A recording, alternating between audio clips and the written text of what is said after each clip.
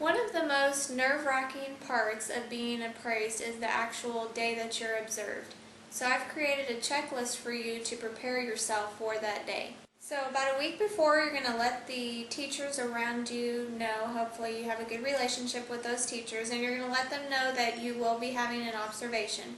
Usually your appraiser will let you know at least the week that you'll be having your observation, hopefully the day of, and sometimes you'll even get to pick the period that they'll be observing you.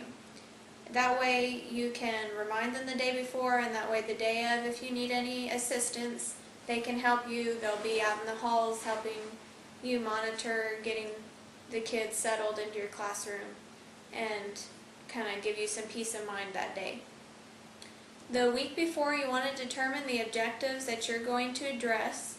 The day before, you want to go ahead and get those written on the board, so that way the morning of, when you walk in, you can mentally review those, because that's something you're going to want to verbally discuss with your students before you start the lesson.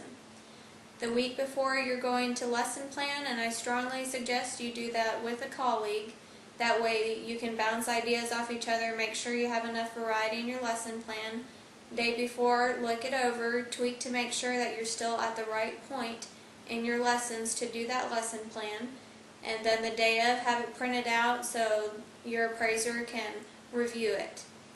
The week before, you want to let the students know that you are going to be having an observation. I like to say that y'all have been doing a great job, and someone's going to come see how great y'all are, so they can think of it as a positive thing, and they don't know that actually they're there just to watch me. And then the day before, just remind the students, and the day of, just be there at the door to greet them with a smile. The week before, you want to start organizing your room and cleaning it up. You're going to acquire a lot of stuff, but you want it to look really neat and tidy when they come in. The day before, just make sure it's tidied up, and then the day of, put some kind of air freshener out. Week before, get the technology that you're going to need. You're going to want some kind of technology in your lesson. So if you're going to use a video clip, go ahead and get the DVD. If you're going to need an overhead projector, make sure you have the equipment ready to go for that. Day before, check the technology, make sure it's working how you want it to, and then the morning of, turn stuff on, make sure it's ready to go so you're not wasting any time during your lesson. After you've determined your lesson plan, then go ahead and get your copies and supplies ready well ahead of time. The day before, set them out, and the morning of, if you can, pass them out to the table, so that way you are minimizing time being wasted while you're being observed. The week before, I suggest that you confirm with your observer. It can be very frustrating to have planned a very precise lesson and then have your observer say, "Oh, I forgot, I can't make it that day."